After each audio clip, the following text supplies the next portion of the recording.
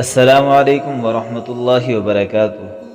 محترم دوستو، بنی اسرائیل میں ایک عورت تھی جو بہت زیادہ بدکار تھی۔ اللہ نے اس کو حسن و جمال خوب دیا تھا اور وہ بدکار بھی انتہا درجے کی تھی۔ پوری بستی کے ساتھ اس کے تعلقات تھے۔ وہ اتنی مالدار ہو گئی کہ اس نے اپنے لیے بڑا محل بنا لیا اور ایک تخت بنوایا، اور وہ بن سور کر ملکہ کی طرح تخت پر بیٹھتی تھی، اور اس کے ساتھ غلط تعلق رکھنے والے پورے شہر کے مالدار تھے۔ اس کی زندگی ایسے ہی گزر رہی تھی۔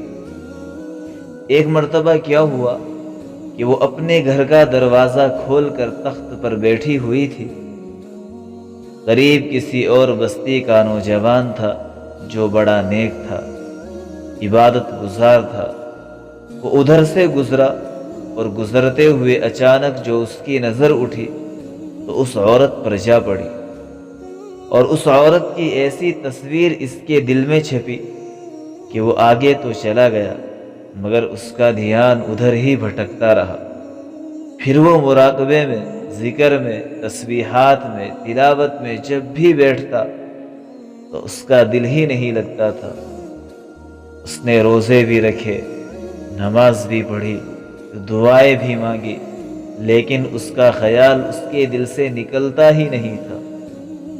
اس نے اپنے آپ کو تکلیف بھی پہنچائی، کئی دن اپنے آپ کو بھوکا اور پیاسا رکھا، مگر اس کے دل سے یہ خیال نہ نکلا، حتیٰ کہ ایک دن اس نے سوچا کہ جب اس خیال سے میری جان چھوٹتی ہی نہیں تو میں جاتا ہوں۔ چنانچہ اس کے پاس جو تھوڑا بہت سامان تھا وہ اس نے بیچا، اور اس نے اتنے پیسے تیار کیے جتنے وہ بدکار عورت اپنے پاس آنے کی رقم لیا کرتی تھی۔ وہ اس عورت کے پاس آیا اور اس کو پیسے دے کر اس کے پاس چارپائی پر بیٹھ گیا، بات چیت کرنے لگا۔ اچانک بات چیت کے دوران اس کے دل میں یہ خیال آیا کہ میں نے نیکوکاری کے اتنے سال گزارے ہیں، آج میرا اللہ مجھے اس غیر محرم کے ساتھ بیٹھے ہوئے بھی دیکھ رہا ہوگا۔ بس یہ خیال دل میں آیا تو اللہ کا درد دل پر غالب آ گیا، اور نوجوان نے کانپنا شروع کر دیا۔ عورت اس سے پوچھنے لگی، بھائی کیوں کانپ رہے ہو؟ تمہارا چہرہ کیوں پیلا ہو گیا ہے؟ اس نے کہا کہ بس میری طبیعت ٹھیک نہیں ہے۔ اس نے کہا پھر تم جس مقصد کے لیے آئے ہو مقصد پورا کرو اور جاؤ۔ اس نے کہا نہیں۔ وہ بڑی حیران ہوئی کہ آج تک میں نے اپنی زندگی میں کوئی ایسا مرد نہیں دیکھا جو میرے قریب اس طرح چارپائی پر آ کر بیٹھے اور پھر برائی کیے بغیر چلا جائے۔ یہ نوجوان کیسا ہے؟ مگر نوجوان نے کہا اچھا میں جاتا ہوں۔ اس نے کہا کہ تم کون ہو، کیا ہو؟ اس نے اپنا نام بتایا اور بتایا کہ میں فلاں بستی میں رہتا ہوں، اور میرے دل میں یہ خیال آ رہا ہے کہ میں نے اتنے عمر مصلی پر بیٹھ کر گزاری، آج میرا اللہ مجھے تیرے ساتھ بیٹھے ہوئے بھی تو دیکھ رہا ہے۔ بس اس کے بعد اس نوجوان کی آنکھوں میں آنسو آ گئے اور وہ رونے لگا، اور روتے ہوئے اس نے اجازت مانگی اور وہاں سے چل دیا۔ اب وہ چلا تو اس عورت کو جو تھوڑی دیر کی صحبت اس نوجوان کی اسے نصیب ہوئی تھی، اس نوجوان کی صحبت کی جو برکت اس عورت کو ملی تھی، عورت کے دل میں خیال آیا کہ یہ کمارا نوجوان اتنا اللہ سے ڈرتا ہے جبکہ اس نے گناہ بھی نہیں کیا، اور میں تو سارا دن ساری رات گناہوں میں زندگی گزار رہی ہوں، میں خدا سے ڈرتی نہیں۔ اس کے دل میں شرمندگی پیدا ہوئی، ندامت آنے لگی کہ کروں تو کیا کروں۔ دل میں خیال آیا کہ اچھا مجھے چلنا چاہیے، اور حضرت موسیٰ علیہ السلام سے پوچھتی ہوں کہ کیا میرے لیے بھی توبہ کی کوئی صورت بنتی ہے؟ وہ اپنے گھر سے نکل کر کھڑی ہوئی۔ اب اس کو بستی کا ایک بندہ پہچانتا تھا۔ وہ اس قدر مشہور ہو چکی تھی کہ ہر انسان اس کی شکل سے اس کو فوراً پہچان لیتا تھا۔ وہ حضرت موسیٰ علیہ السلام کی طرف چلی جا رہی تھی۔ حضرت موسیٰ علیہ السلام کو جو دیکھا تو وہ اس وقت بنی اسرائیل کے لوگوں کو نصیحت فرما رہے تھے۔ اس نے کسی آدمی کے ذریعے پیغام بھیجا کہ حضرت موسیٰ علیہ السلام سے جا کر کہو کہ میں آپ سے ملنا چاہتی ہوں۔ اب جس کو پیغام دیا وہ ذرا بے وقوف تھا۔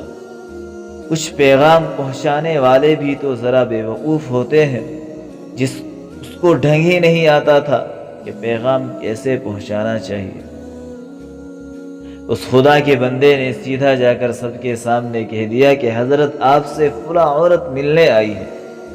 حضرت موسیٰ علیہ السلام نے نام سنا تو آپ کو بہت جلال آیا کہ لوگ کیا سوچتے ہوں گے کہ ایسی عورت ان سے ملنے کے لیے آئی ہے، ان کا آخر اس سے کیا تعلق ہے۔ حضرت موسیٰ علیہ السلام نے غصے میں کہہ دیا کہ اس سے کہو چلی جائے، میں اس سے ملنا نہیں چاہتا۔ اس بے وقوف نے آ کر کہا کہ میں نے بات کہی تو حضرت موسیٰ علیہ السلام بڑے ناراض ہوئے، وہ بڑے خفا ہوئے، وہ ڈر گئی۔ اس نے کہا کہ میری بدکاریاں ایسی ہے کہ اللہ مجھ سے پہلے ناراض تھا اور اب اللہ کا نبی بھی مجھ سے بات کرنے کے لیے تیار نہیں۔ میرے لیے تو اب دنیا میں ٹھکانہ کوئی بھی نہیں ہے۔ بڑے اداس اور بوجھل قدموں کے ساتھ وہ وہاں سے واپس آئی اور اسے سمجھ نہیں آ رہا تھا کہ وہ اب کیا کرے۔ اب وہ حیران تھی کہ اللہ کے نبی نے بھی میرے ساتھ بات کرنا گوارا نہیں کیا۔ میں اتنی گری ہوئی چیز ہوں کہ وہ بات کرنا بھی نہیں چاہتے۔ چنانچہ وہ گھر آئی اور اس نے گھر کی کنڈی لگائی۔ اس نے اپنے کسی بڑے سے سنا ہوا تھا کہ بندہ جب اپنے رب کو منانا چاہتا ہے تو اسے چاہیے کہ وہ اس کے سامنے سجدہ کرے۔ چنانچہ اسے اور کوئی طریقہ آتا ہی نہیں تھا۔ گھر کی کنڈی لگا کر ایک جگہ اس نے اللہ کے سامنے سجدہ کیا، دل سے یہ کہہ رہی ہوگی میں تیرے سامنے جھک رہی ہوں خدا، میں تیرے سامنے جھک رہی ہوں خدا، میرا کوئی نہیں اللہ تیرے سوا۔ اسے پوری دنیا میں اور کوئی نجات کا راستہ نظر نہیں آتا تھا۔ پھر اللہ کی شان دیکھیے، اس نے رات گزاری۔ اگلے دن اس کے دل میں خیال آیا کہ میں عورت ذات ہوں، اکیلی مکان میں رہتی ہوں، ایک میری خادمہ ہے، تو میں اگر نیت کر بھی لوں تو جتنے لوگوں نے میرے ساتھ بدکاریاں کی ہے وہ تو مجھے اس میں نہیں رہنے دے گی، تو بہتر یہ ہے کہ میں اس جگہ کو چھوڑ کر ہی چلی جاؤں۔ تبھی اس نے فیصلہ کر لیا کہ میں یہاں سے چلی جاتی ہوں۔ اس نے اپنے آپ کو ایک سادہ سے کپڑے میں لپیٹا تاکہ کوئی کپڑوں کو اور حسن جمال کو نہ دیکھے کہ یہ کون جا رہی ہے۔ پھر اس نے سوچا عورت ذات ہوں، کہاں جاؤں گی؟ دل میں خیال آیا کہ وہ جو نیک نوجوان تھا جس کے دل میں اللہ کا اس قدر خوف تھا کہ وہ اللہ کے ڈر سے کانپ رہا تھا، کیوں نہ میں اسی نیک بندے کے پاس چلی جاتی ہوں اور اس کے خادمہ بن کر اس کے پاس رہ جاؤں گی۔ ممکن ہے کہ وہ مجھ سے نکاح کر لے، مجھے اپنے نکاح میں قبول کر لے۔ یہ اسی بستی کی طرف چل پڑی۔ چنانچہ ڈھونڈتے ہوئے یہ اس بستی میں اس کے گھر جا پہنچی اور گھر والوں سے کہا کہ میں فلاں بندے سے ملنے کے لیے آئی ہوں۔ تو انہوں نے کہا کہ یہ وقت اس کے ذکر اور عبادت کا ہے اور وہ کمرے سے اتنے بجے نکلتا ہے، تم ذرا انتظار کر لو۔ چنانچہ اس نے کہا بہت اچھا، یہ انتظار میں بیٹھ گئی۔ جب انتظار کرنے بیٹھی ہوئی تھی تو اچانک اس نوجوان نے دروازہ کھولا اور اس کی نظر اسی عورت پر پڑی۔ یہ سامنے بیٹھی ہوئی تھی۔ جب نوجوان نے عورت کا چہرہ دیکھا تو اس کو اپنا وہ وقت یاد آ گیا کہ وہ کون سا وقت تھا۔ میں اپنے مصلے کو چھوڑ کر بالآخر اس کی چارپائی پر جا بیٹھا تھا تو اس نوجوان کے دل پر خوف طاری ہو گیا کہ کہیں یہ میرا ایمان خراب کرنے تو یہاں نہیں آ گئی۔ میں نے اس قدر مشکل سے اپنے کو سنبھالا تھا، اتنی مشکل سے اس کا تصور ذہن سے نکالا تھا۔ نوجوان پر اتنا خوف طاری ہوا کہ وہ وہیں پر گرا اور اس کی جان نکل گئی، روح پرواز کر گئی۔ اس کی وفات پر گھر والے بھی بڑے غمگین تھے۔ اور بڑے پریشان تھے، اور اس عورت کو بھی بڑا ہی غم تھا۔ خیر 3 دن کے بعد اس عورت نے اس کے گھر والوں کو بتایا کہ میں تو اسی نیت سے آئی تھی، تو انہوں نے کہا کہ اب وہ تو اس دنیا سے چلا گیا، اس کا ایک بھائی ہے، اگر تم مناسب سمجھو تو ہم اس سے پوچھ لیتے ہیں، اگر وہ تمہارے ساتھ نکاح کر لے تو اس کے ساتھ نکاح کر دو۔ اس نے کہا ٹھیک ہے۔ جب بھائی سے پتہ کیا، اس نے کہا ٹھیک ہے، اگر پہلے یہ ایسی عورت رہی ہے اور اب توبہ کی نیت کر چکی ہے تو میں اس کو اپنے نکاح میں قبول کرنے کے لیے تیار ہوں۔ چنانچہ اس عورت کا اس کے بھائی کے ساتھ نکاح ہوا، اور اس عورت کو اللہ نے 7 بیٹے عطا فرمائے، اور وہ 7 بیٹے بنی اسرائیل کے اولیاء میں سے گزرے۔ ایسی بدکار عورت بھی اگر توبہ کرتی ہے تو اللہ تبارک و تعالی اسے 7 ولیوں کی ماں بنا دیتے ہیں۔ وہ مولا کتنا کریم ہے، اور یہ اللہ کا کتنا بڑا احسان ہے کہ اس کریم رب نے توبہ کے دروازے کھول رکھے ہیں۔ انسان کتنے ہی گناہ کیوں نہ کر لے، انسان سے بدکاری کیوں نہ ہو جائے، انسان سے زنا ہی کیوں نہ ہو جائے، لیکن جب بھی وہ اپنے رب کی طرف لوٹ کر آئے گا تو اپنے رب کو ہمیشہ معافی دینے والا ہی پائے گا۔ اور جب انسان اللہ کی طرف چلتا ہے، حدیث میں آتا ہے کہ اللہ تبارک و تعالیٰ اس کی طرف دوڑ کر آتے ہیں اور اپنے بندے کی توبہ پر اس قدر خوش ہوتے ہیں کہ جیسے ماں باپ اپنے کسی بچے کے گم ہو جانے پر جب وہ کئی سالوں کے بعد اپنے ماں باپ سے ملتا ہے تو ماں باپ کی اس قدر کیا خوشی ہوتی ہے، ایسے ہی اللہ پاک اپنے ہر اس بندے کی توبہ پر خوش ہوتے ہیں جو نافرمانی میں، گناہوں میں زندگی گزارتا ہے اور پھر اللہ کے سامنے نادم ہو کر توبہ کر لیتا ہے۔